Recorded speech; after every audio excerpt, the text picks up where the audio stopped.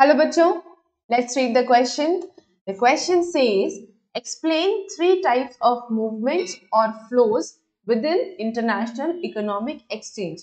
तो international economic exchange में तीन डिफरेंट तरह के मूवमेंट या फ्लोज कह सकते हैं, इनको बताइए, एक्सप्लेन करिए कौन कौन से होते हैं.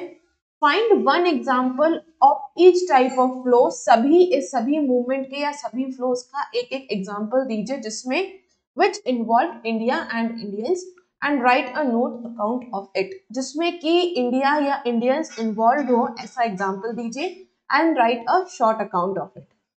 So, the three types of movement or flows within the international economic changes are. तो तीन तरह के flows जो कि इस international economic change के होते हैं वो कौन कौन से हैं. Number one is flow of trade.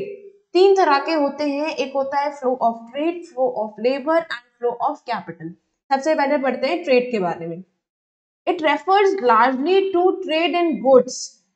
इसका मतलब ये है, फ्लो ऑफ ट्रेड का मतलब ये हुआ कि सामान का, गुड्स का एक कंट्री से दूसरे कंट्री में आना जाना, इंपोर्ट एक्सपोर्ट होना, आदान प्रदान होना सामान का.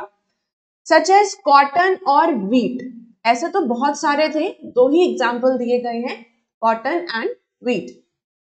For example, since ancient time, पुराने जमाने से ही India exported textiles and spices in return for gold and silver from Europe. बहुत पुराने टाइम से ही इंडिया जो है वो टेक्सटाइल और स्पाइसेस, टेक्सटाइल का और मसालों का एक्सपोर्ट करता था, यूरोप बेचता था और यूरोप से बदले में इंडिया को सोना चांदी मिलता था. तो इस तरीके से ये है flow of trade. Second is flow of labour. Labour का भी इस इंटरनेशनल इकोनॉमिक एक्सचेंज में ट्रेड होता था. कैसे? It means the migration of people in search of work. जो लोग काम की तलाश में एक जगह से दूसरी जगह जा रहे हैं उसे कहते हैं फ्लो ऑफ लेबर. जो काम की तलाश में एक कंट्री से दूसरी कंट्री माइग्रेट कर रहे हैं. For example, in 19th century, 19वीं शताब्दी में thousands of Indian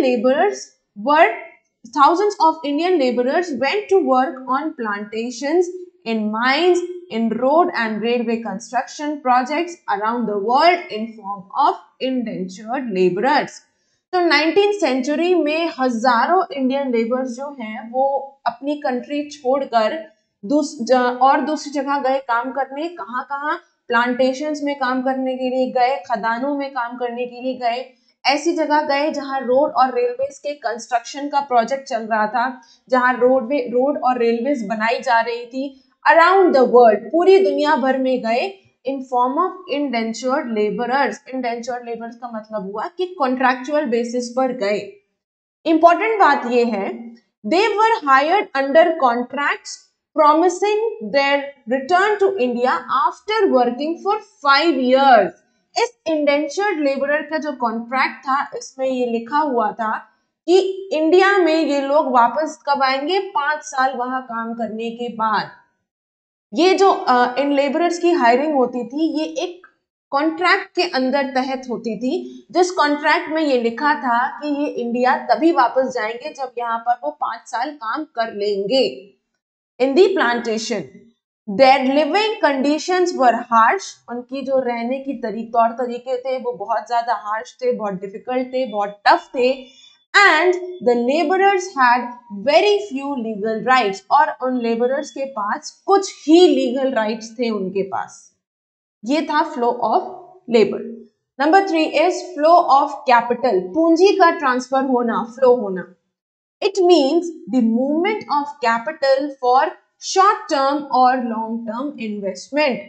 इसका मतलब ये हुआ कि पूंजी का शॉर्ट टर्म पर या लॉन्ग टर्म पर इन्वेस्टमेंट का ट्रांसफर होना. कोई हो सकता है कंपनी शॉर्ट टर्म के लिए किसी कंट्री में अपनी कंपनी सेटअप कर रही है फॉर 6 months, फॉर 1 year, लेकिन हो सकता है कुछ कंपनीज लॉन्ग टर्म के लिए कर रही है 5 साल, 10 साल, 15 साल के लिए. Investments to and fro from other countries, ये दोनों तरफ से होता है. ठीक है, कोई कंट्री किसी दूसरे कंट्री में 10 साल का बजट लगा सकती है, हो सकता है वो 2 ही साल का लगा सकती है. तो ये शॉर्ट टर्म और लॉन्ग टर्म इन्वेस्टमेंट्स होते हैं.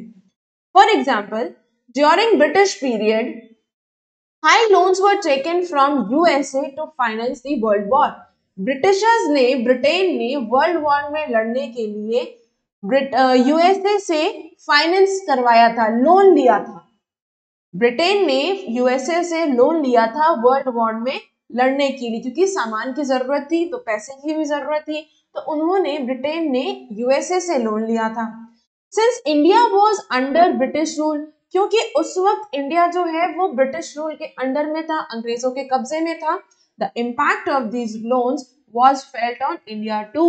तो ये जो लोन्स का इम्पैक्ट था, इनका जो असर पड़ा था वो इंडिया पे भी पड़ा था। कैसे? The British government increased custom duties.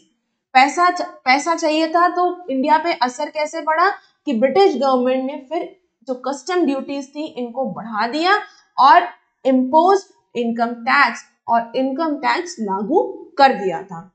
I hope you understood the question as well as the answer. Best of luck.